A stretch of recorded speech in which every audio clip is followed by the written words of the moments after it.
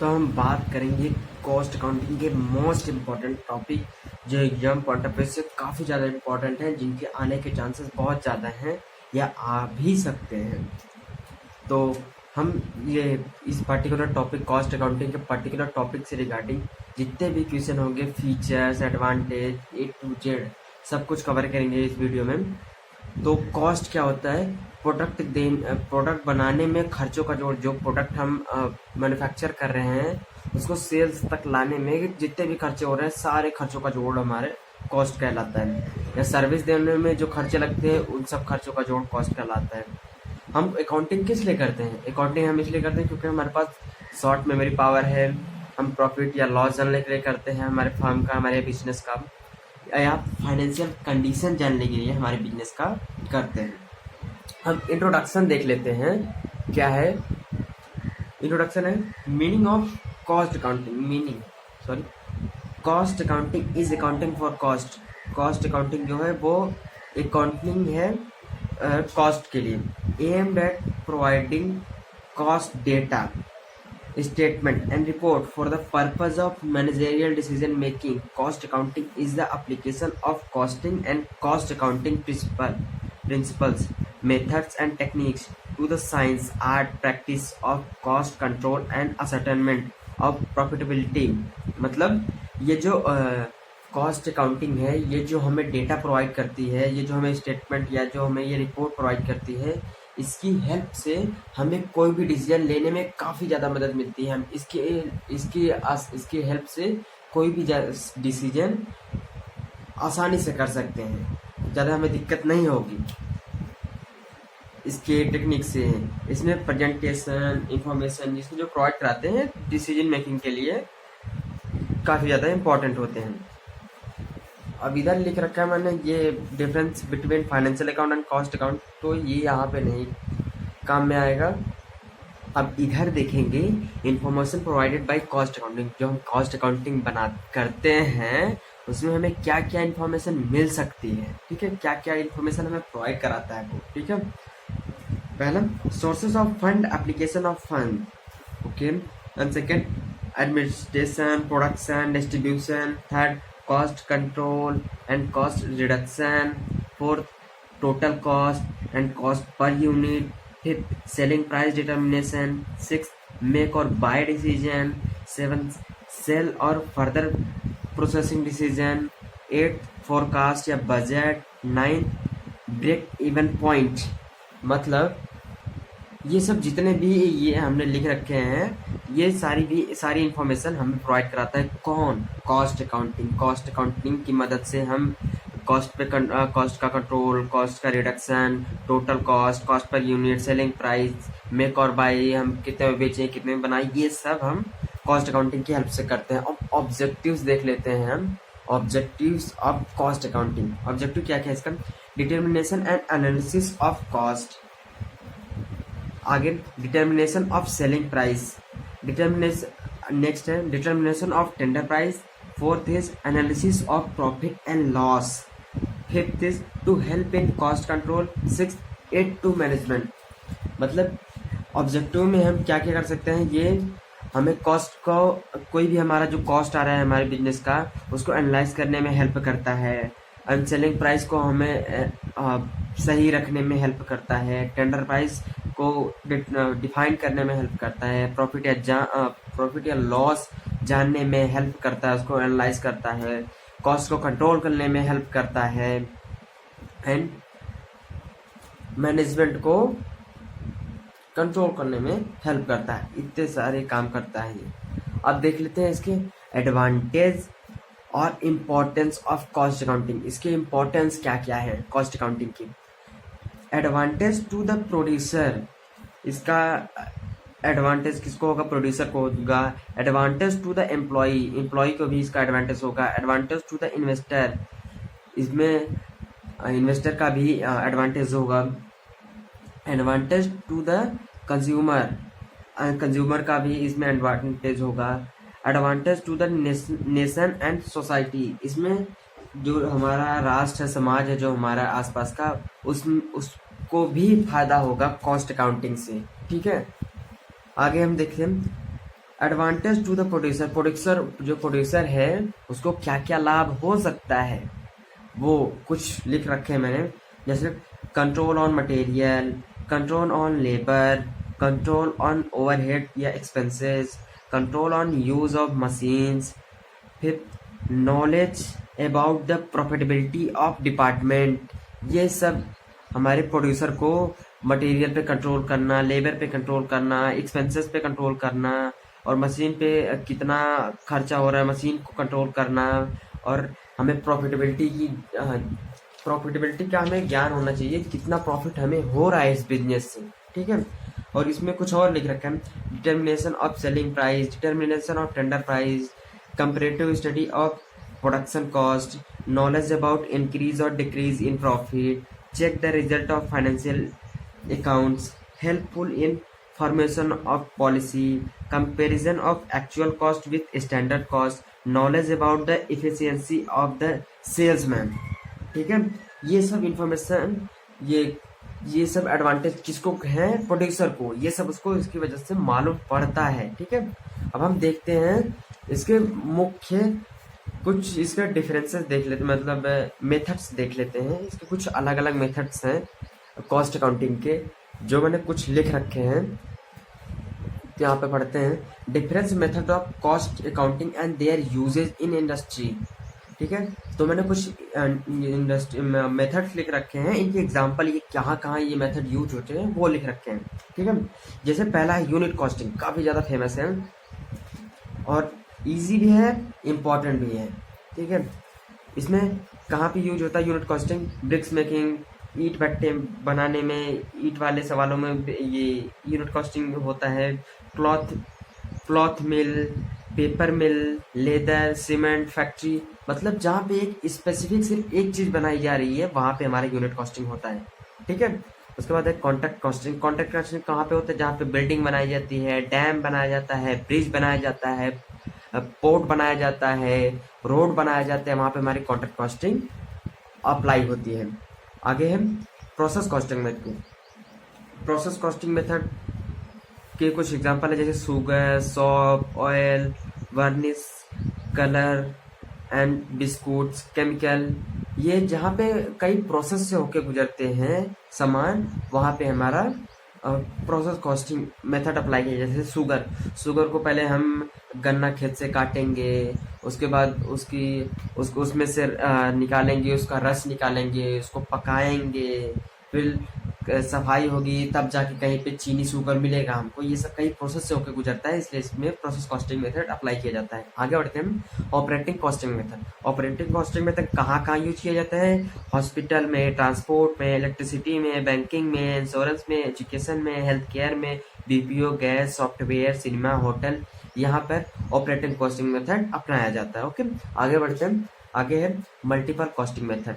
Multiple costing method कहाँ कहाँ पे, जब bicycle, car, watch, typewriter, saving machine, ये सब में मल्टीपल कॉस्टिंग मेथड अप्लाई किया जाता है इस सब प्रोडक्ट बनाने में। आगे है batch costing method. Batch costing method जैसे medicine, biscuit, sweets, eatable things. Batch costing method जहाँ पे कई बैच में सामान बनते हैं। आगे बढ़ते हैं अब मैंने जितने कॉस्ट अकाउंटिंग से मोस्ट इम्पोर्टेंट क्वेश्चन हो सकते थे उतने कर लिए। अब ये 2 मार्क्स में काफ़ी बार पूछा है, एलिमेंट्स ऑफ कॉस्ट बताइए, ठीक है। तो इसको भी डिस्कस करने चलते हैं। इसमें एलिमेंट्स ऑफ कॉस्ट को हम 3 पार्ट में डिवाइड कर सकते हैं, मटेरियल के regarding, labour, overhead. Material, labour, overhead. Okay, तो मटेरियल में क्या क्या आएगा, direct material, direct labour, direct material, indirect material, direct material, indirect material, sorry 2 चीज़ें आएंगी, मैंने यहाँ पे देंगे। मटेरियल में 2 चीज़ें आएंगी, direct material, indirect material. Okay, and labour में 2 चीज़ें आएंगी, direct labour, indirect labour. And overhead में 3 चीज़ें आएंगी, जैसे factory overhead, office and administration overhead, selling and distribution overhead. नाम तो सबका सुन रखा था, लेकिन ये सब किसके एलिमेंट्स हैं, कॉस्ट के एलिमेंट्स हैं, ये पता होना चाहिए, ठीक है। एक और मोस्ट इम्पॉर्टेंट टॉपिक, ये machine hour rate. Machine hour rate का हम मीनिंग देख लेते हैं। इसका फार्मूला वाला भी बहुत ज़्यादा इंपॉर्टेंट है। ये तो 2 नंबर में आएगा, लेकिन जो फार्मूला उसका लगेगा उसके सवाल में 10 नंबर 15 नंबर में क्वेश्चन आता है।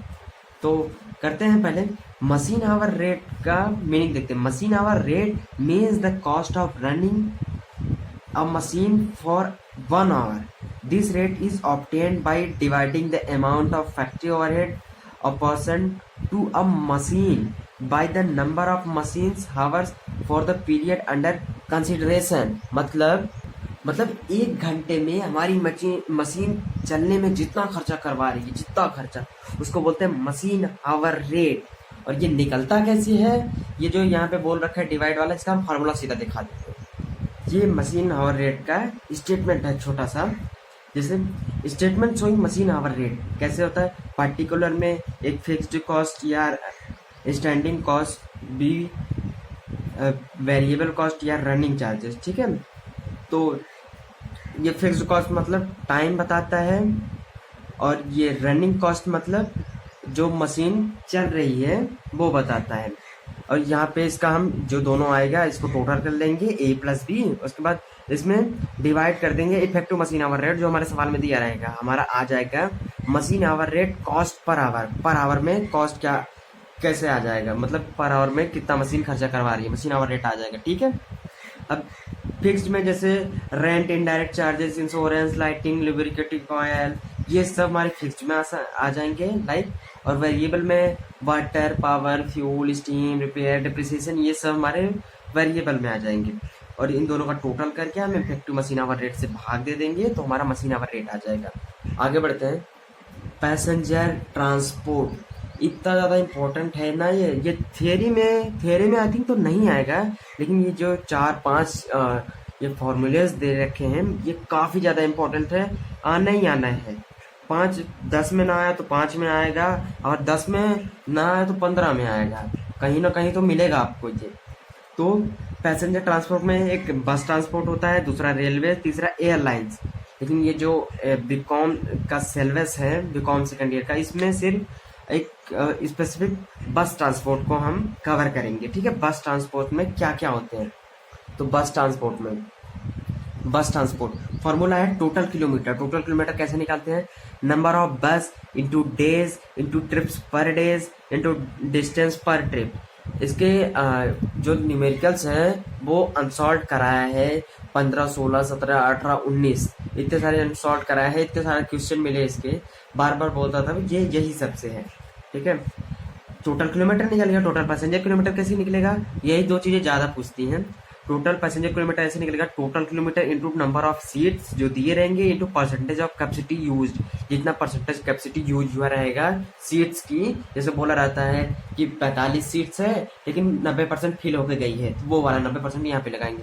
तो कॉस्ट पर किलोमीटर कैसे निकलेगा, cost per kilometre equal to total cost upon total kilometre, तो हमारा कॉस्ट पर किलोमीटर आ जाएगा। अब कॉस्ट पर पैसेंजर किलोमीटर कैसे निकलेगा, कॉस्ट पर passenger kilometre total cost upon total passenger into kilometre, okay. अब फिफ्थ वाला फेयर पैसेंजर किलोमीटर, भाड़ा कैसे निकलेगा, फेयर पर पैसेंजर किलोमीटर, तो ये निकलेगा जितना भाड़ा होगा, जितना फेयर होगा अपॉन टोटल पैसेंजर किलोमीटर से हमारा पर पैसेंजर का भाड़ा निकल जाएगा, ओके। अगला topic most important topic, material control. Material control, इसमें हम देखते हैं मटेरियल कंट्रोल क्या है। जैसे इसका introduction, no cost accounting system become effective without proper and efficient control of materials. बिना एफिशिएंट और प्रॉपर मटेरियल कंट्रोल के कोई भी अकाउंटिंग सिस्टम इफेक्टिव हो ही नहीं सकता, okay. This is so because quite often material is the largest element of cost, and as such an efficient system of material control leads to a significant economic in the total cost। मतलब जो ये material होता है जो हम लेते हैं, कोई भी चीज हम लेते हैं उसमें मटेरियल, जब हम अपना बिजनेस कर रहे होते हैं उसमें मटेरियल जो होता है सबसे बड़ा एलिमेंट होता है अपने बिजनेस का। तो इसका इफेक्टिव कंट्रोल होना काफ़ी ज़्यादा इम्पोर्टेंट है, ठीक है। ये टोटल कॉस्ट में एकदम इकोनॉमिक तरीके से लीड करता है। आगे बढ़ते हैं। Material is as much cash as cash itself. Any theft, waste, and excessive use of materials are immediate and direct finance losses. Where stock method exists, it is easy for such loss to pass unnoticed. Material जो होता है cash type में होता है हमारे, ये waste हो सकता है, चोरी हो सकता है, नष्ट हो सकता है, मतलब इसके साथ कुछ भी हो सकता है। इसका एक प्रॉपर कंट्रोल होना काफ़ी ज़्यादा इम्पोर्टेंट है, वरना हमें फाइनेंशियल लॉसेस हो सकते हैं। ठीक है, और इसको हम अननोटिस नहीं कर सकते, इसको हम ऐसे नहीं कर सकते चलो इसको बाद में देख लेंगे, कोई नहीं, इधर उधर हो जाएगा। अगर ये गड़बड़ हुआ तो हमारे बिजनेस पे डायरेक्ट इफेक्ट पड़ेगा, हमारे प्रोडक्शन पे डायरेक्ट इफेक्ट पड़ेगा। ओके, अब हम कुछ इसके इम्पोर्टेंट मेथड्स देख लेंगे मटेरियल कंट्रोल के, जो मोस्ट इम्पॉर्टेंट होंगे वही वाला, जैसे एबीसी एनालिसिस, ये मोस्ट इम्पॉर्टेंट है, यहाँ पे लिख रखा है मैंने, मोस्ट इम्पॉर्टेंट है एबीसी एनालिसिस। थियरी में भैया मोस्ट इम्पॉर्टेंट है, ठीक है, पढ़ के जाना जरूर है, थोड़ा बहुत लेकिन पढ़ के जाना है। Determination of stock level, economic order quantity analysis, ये भैया ईओक्यू का क्वेश्चन तो 2 नंबर 5 नंबर 10 नंबर में आता ही है, पता ही होगा। परपेचुअल इन्वेंटरी टेक्निक्स, ये नहीं आता है। वीईडी एनालिसिस, वेद एनालिसिस को वैसे ही बोल देते हैं, वेद एनालिसिस। तो ये तो मोस्ट इम्पॉर्टेंट पहले एबीसी एनालिसिस है, इसको देखते हैं। एबीसी एनालिसिस को, ABC analysis contents on the basis of importance, division in category for better management. Material control के इम्पोर्टेंस के आधार पे इनको कैटेगरी में बांट दिया गया है ताकि हम बेटर मैनेजमेंट कर सकें। ओके, इसकी मीनिंग क्या है, मीनिंग देखते हैं हम। मीनिंग है भैया, this is classification of total raw material in 3 categories according there importance in production and total cost structure for better management of inventory. ये क्लासिफिकेशन है पूरे रॉ मटेरियल का, पूरे कच्चे माल का। ये क्लासिफिकेशन होता है 3 कैटेगरी में, उनके इम्पोर्टेंस के आधार पे। जो जितना इम्पोर्टेंट होगा उसको पहले हम देखेंगे। अदर वर्ड में भी लिख रखा है, उसको छोड़ते हैं, अदर वर्ड पढ़ने का टाइम नहीं है, जो इम्पोर्टेंट है वो पढ़ेंगे। ठीक है, यहाँ पे देखते हैं कैटेगरी ए। कैटेगरी ए में क्या है, under this category such material is covered which is having 70% share in total investment of store room but share number of units only up to 10%। मतलब ऐसे सामान जो टोटल इन्वेस्टमेंट का, जैसे 1 लाख का हमने सामान लिया है, ठीक है, उसमें 70,000 का तो यही सामान होगा। ओके, ऐसा 70,000 का यही सामान होता है। लेकिन ये जो जगह घेरता है, जो हमारे बिजनेस में स्टोर रूम में जगह घेरता है, वो सिर्फ 10% होता है। मतलब बहुत महंगा सामान होता है और बहुत थोड़ा सा होता है, उसको हम कैटेगरी फर्स्ट में रखते हैं। अब कैटेगरी बी में देखते हैं, under this category such materials will be covered which is having 20% share in total investment and 20% share in total number of units. मतलब ये ऐसे सामान होते हैं इस कैटेगरी में जो पूरे इन्वेस्टमेंट का 20% लेते हैं। जिससे 17,000 उसको दे दिया, 20,000 इसको दे देंगे, 20,000 इसको दे देंगे, तो ये 20,000 लेगा और 20% ही हमारे स्टोर रूम में जगह घेरेगा। आगे बढ़ते हैं कैटेगरी सी में। Category C, under this category such material will be covered which is having 10% share in total investment but 70% share in number of units. मतलब भैया ये ऐसे मटेरियल होते हैं जो 10% का इन्वेस्टमेंट लेते हैं, मतलब बहुत सस्ते होते हैं लेकिन बहुत सारे होते हैं, 70% की जगह घेर लेंगे। ठीक है, इसका एक ये फॉर्मेट होता है भैया, ये तो बहुत इंपॉर्टेंट है। यहाँ पे दिखा है जैसे टॉप लेवल स्ट्रिक्ट, इसका कंट्रोल स्ट्रिक्ट होता है, 70% ये होता है इन्वेस्टमेंट में, 10% वॉल्यूम घेरता है। बी मिडिल लेवल 20% होता है भैया, ये 20% ही लेता है। सी लोअर लेवल लिटिल 10% का इन्वेस्टमेंट लेता है, 70% की जगह घेरता है। ओके, आगे बढ़ते हैं मोस्ट इंपॉर्टेंट टॉपिक का। अब हम देखेंगे meaning of ordering cost. Sorry, उसको बाद में डिस्कस करेंगे, जो थोड़ा सा भी कम इम्पोर्टेंट है उसको बाद में डिस्कस करेंगे। मोस्ट इंपॉर्टेंट टॉपिक हम कवर कर रहे हैं। तो EOQ, ये तो पता है, इकोनॉमिक ऑर्डर क्वांटिटी एनालिसिस, इसको हम इसकी मीनिंग देख लेंगे और उसका फॉर्मूला देख लेंगे। EOQ will be the quantity where the total ordering and carrying cost will be at minimum level. This will be at the point where total ordering cost will be equal to total carrying cost. मतलब economic order quantity बराबर होती है किसके, जहाँ पे total ordering cost and carrying cost दोनों एकदम minimum निचले स्तर पर होते हैं, एकदम मिनिमम लेवल पे होते हैं. जहाँ पे ये मिनिमम लेवल पे होते हैं यही पॉइंट बराबर होता है हमारे EOQ के बराबर होता है. तो इसका फार्मूला देखते हैं. फार्मूला है EOQ का, इकोनॉमिक ऑर्डर क्वांटिटी. जब पूछे तो कैसे लगाएंगे, √2AO/C, √2AO/C. और जब नंबर ऑफ ऑर्डर पूछेंगे तो क्या लिखेंगे, A/EOQ, A/EOQ. अब टोटल कॉस्ट कैसे निकालेंगे, number of order into O plus half EOQ into C. अब AOC ये सब क्या है, ये यहाँ पे लिख रखा है. A है annual requirement of raw material in quantity, साल भर में कितने कच्चे माल की आवश्यकता पड़ती है. O ordering cost per order. C price या cost per unit into percentage. C equal to होता है price per unit into percentage या cost per unit into percentage. आगे बढ़ते हैं. एक और मोस्ट इम्पॉर्टेंट टॉपिक थ्योरी का, यूनिट कॉस्टिंग. यूनिट कॉस्टिंग क्या है, अब देखते हैं इसके कंटेंट्स देख लेते हैं. It is a method of costing used in industry.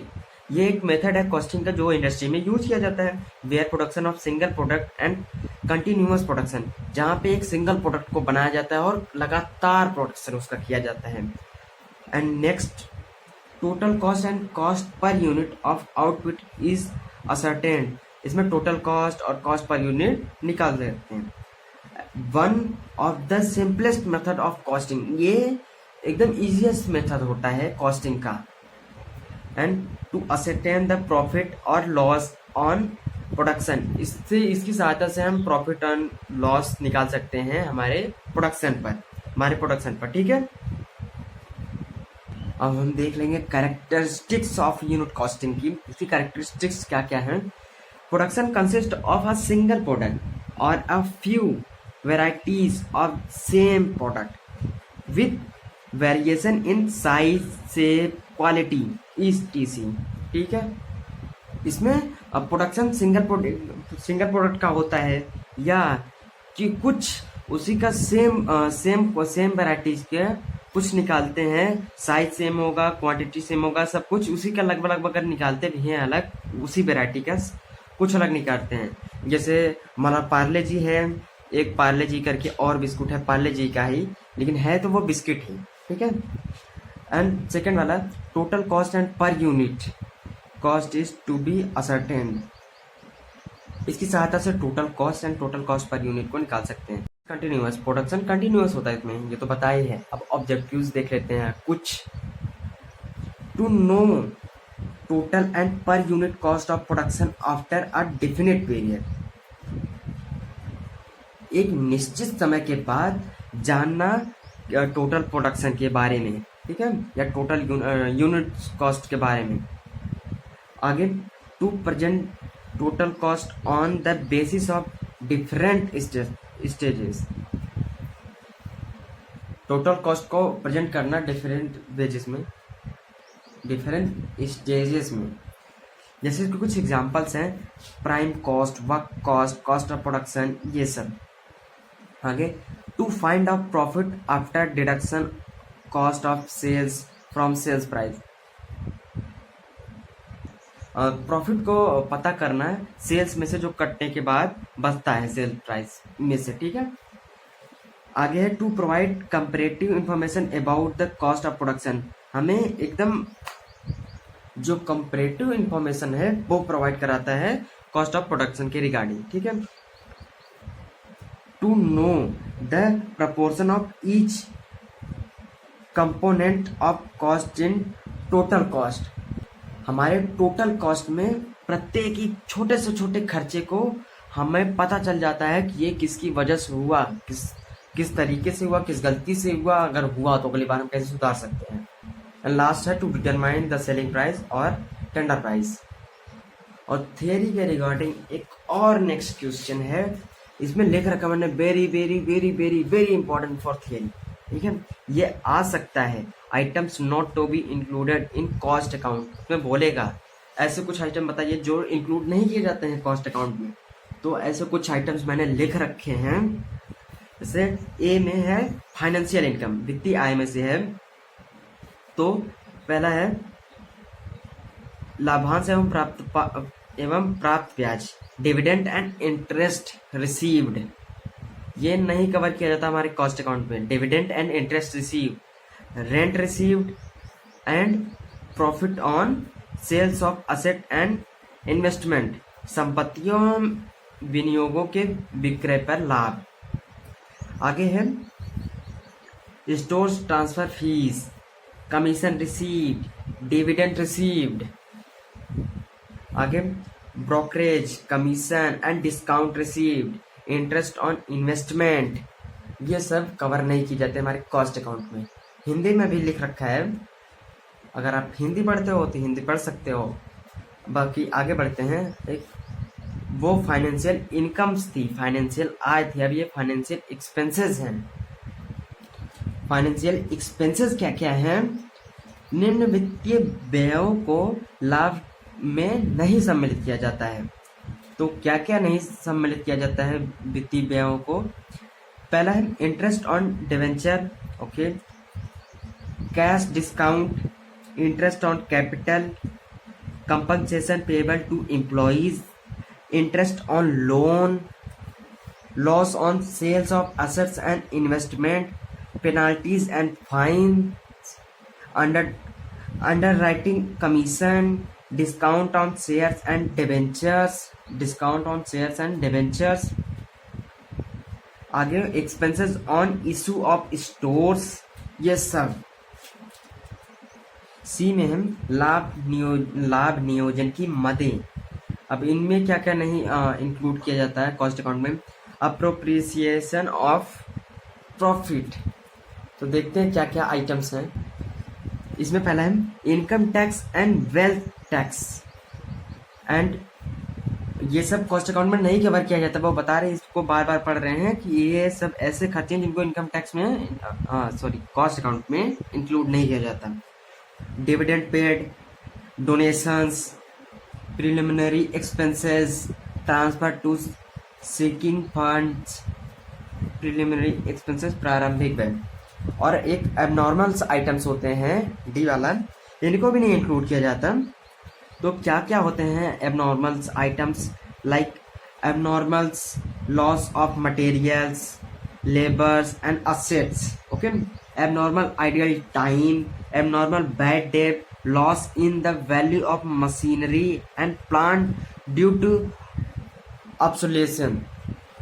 तो ये हो गए मोस्ट इम्पोर्टेंट टॉपिक। बता, अगर आप हिंदी पढ़ते हो तो हिंदी यहाँ पे पढ़ सकते हो।